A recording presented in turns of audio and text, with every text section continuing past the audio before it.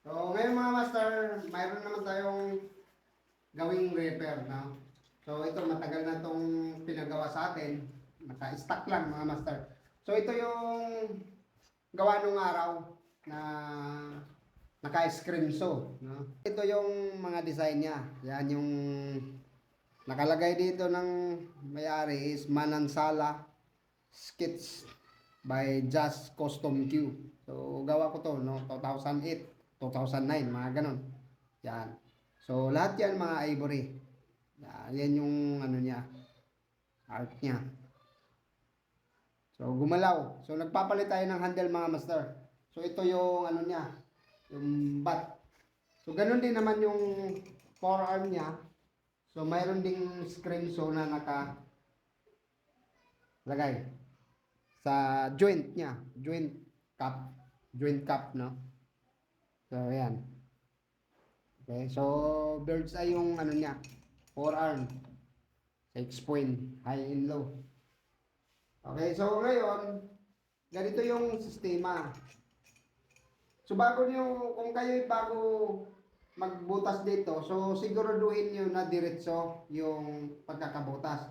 Kasi pagka hindi diretso mga master, ang magkakaproblema dito yung mga design niya. So matatamaan nyo pagka magtuturno para kung gagalaw man, so antimano kailangan yung tuturnuhan. So yan po mga master ang kailangan yung iwasan. So make sure lang na talagang yung pagkakabutas dito ay diretso. At saka dito naman, so ito yung isusuksok natin. Yan. Para sigurado tayo na diretso ang pagkakabit natin sa ano na yan. So yan.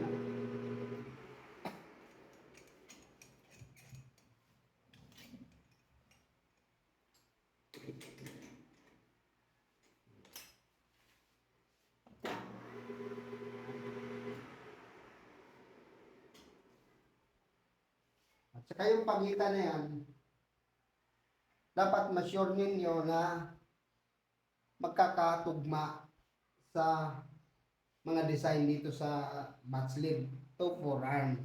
Kasi kung hindi kayo magkakatugma dyan, malaking problema, panibagong trabaho ulit mga master. So ayan, kailangan na natin idikit to.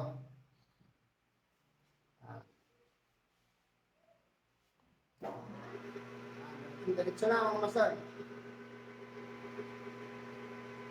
So, abangan nyo na lang yung next video nito na may nakalagay na natin na leader. So, thank you very much mga master. Ngayon ay puro tayo repair time. Kasi para mabawasan man lang yung mga paggawa natin na repair.